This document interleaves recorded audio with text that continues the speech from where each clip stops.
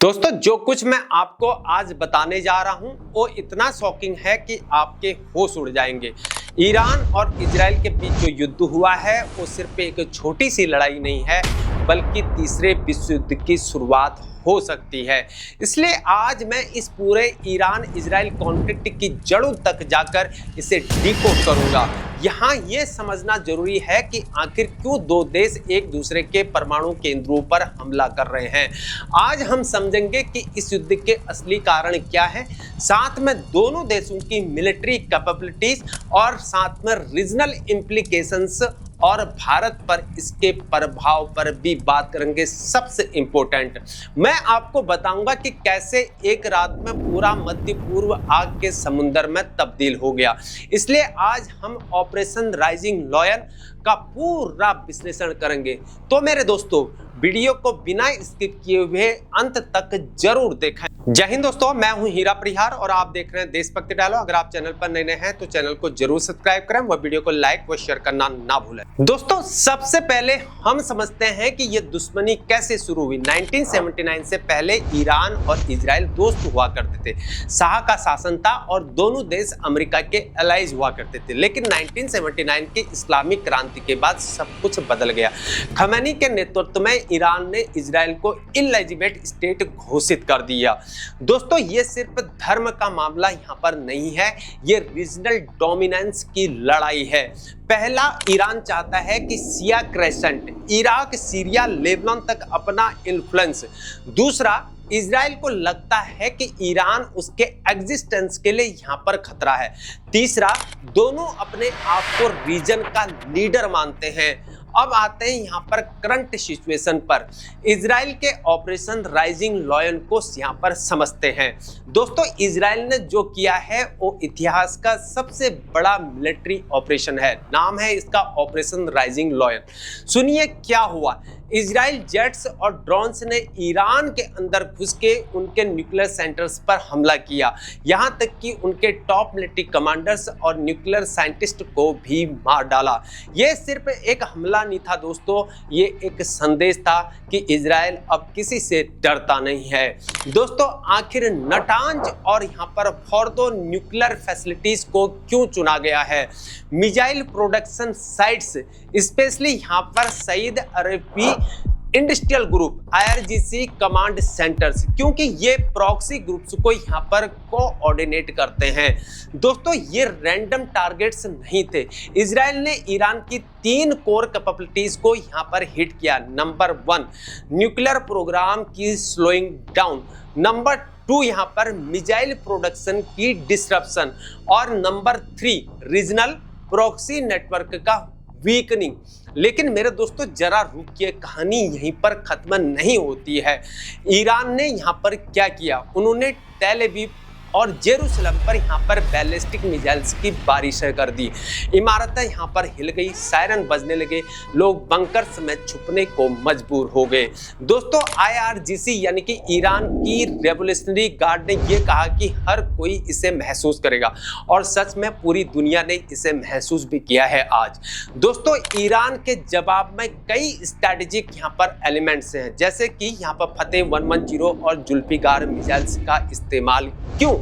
300 से लेकर 700 kilometre range, ये प्रिसीजन स्ट्राइक कैपेबिलिटीज को दिखाता है। तेल अवीव और जेरूसलम को टारगेट करना, ये साइकोलॉजिकल वॉरफेयर है।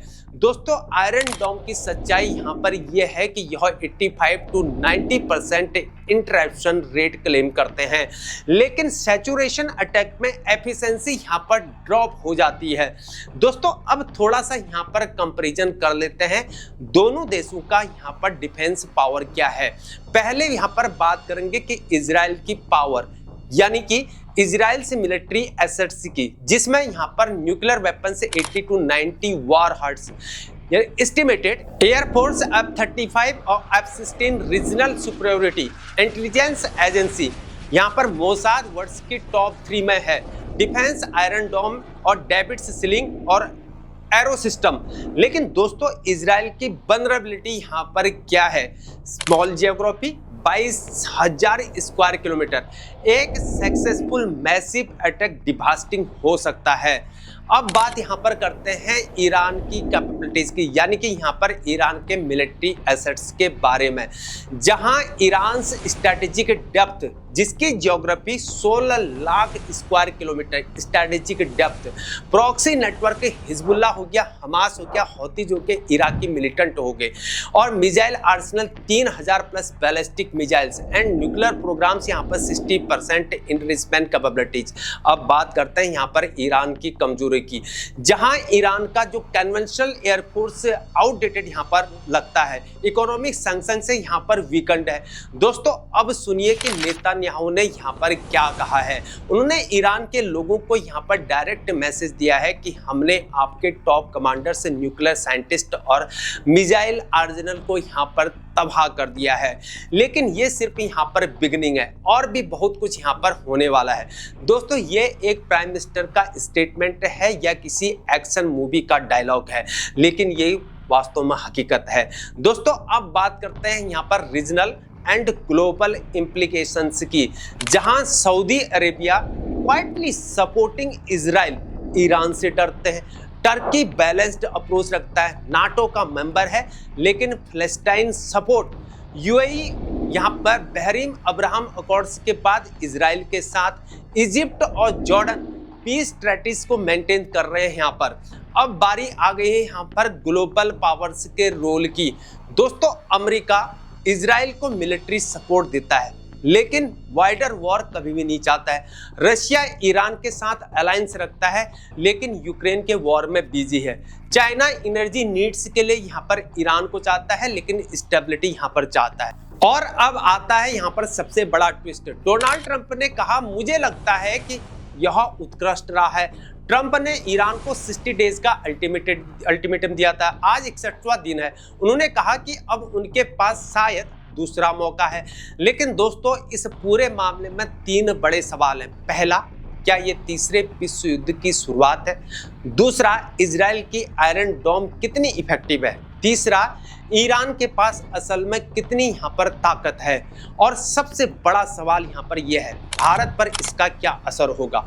दोस्तों भारत पर प्रभाव की बात करें तो जिसमें सबसे पहले India middle east trade routes की बात करें, इसमें नंबर 1 यहाँ पर इकोनॉमिक इम्पैक्ट देखें तो यहाँ पर ऑयल प्राइस स्पाइक $90 प्लस पर बैरल पॉसिबल, और रेमिटेंसेस अफेक्टेड यहाँ पर 90 लाख इंडियंस मिडिल ईस्ट में हैं, एंड ट्रेड रूट्स यहाँ पर डिस्ट्रप्शन क्योंकि चाबहार पोर्ट प्रोजेक्ट का रिस्क। नंबर 2 यहाँ पर बात करूंगा डिप्लोमेटिक बैलेंस की, इसमें इजराइल के साथ डिफेंस कॉपरेशन है भारत का, ईरान से यहाँ पर हम एनर्जी इंपोर्ट्स करते हैं, और फलस्तीन सपोर्ट की यहाँ पर हमारी ट्रेडिशनल पॉलिसी है। दोस्तों कुल मिलाकर यहाँ पर भारत के लिए सबसे बड़ा चैलेंज है एनर्जी सिक्योरिटी और रीजनल स्टेबिलिटी का बैलेंस है। दोस्तों यहाँ पर थ्री पॉसिबल सिनारियोज हमको दिखते हैं। नंबर 1 यहाँ पर कंट्रोल्ड एस्केलेशन, यानी कि tit for tat attacks continue but limited.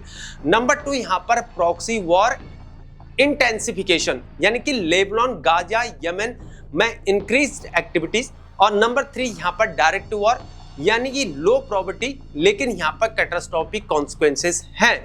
दोस्तों ये कॉन्फ्लिक्ट सिर्फ 2 देशों के बीच नहीं है, ये मिडिल ईस्ट के फ्यूचर को यहाँ पर सेव करेगा, और विनर वही होगा जो यहाँ पर रीजनल अलायंस को साथ रख के चल सकेगा। इसलिए दोस्तों ये सिर्फ एक एनालिसिस नहीं है, ये इतिहास बनने का एक क्षण है। दुनिया का नक्शा अब बदलने वाला है। कमेंट्स में आप बताइए आपको इसमें क्या लगता है, इस कॉन्फ्लिक्ट का नेक्स्ट फेज क्या होगा? आपको क्या लगता है ये युद्ध कहां जाकर रुकेगा?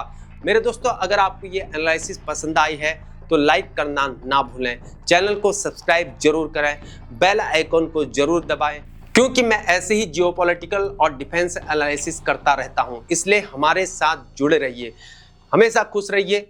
तब तक के लिए राम राम, कालिका माता की जय, भारत माता की जय।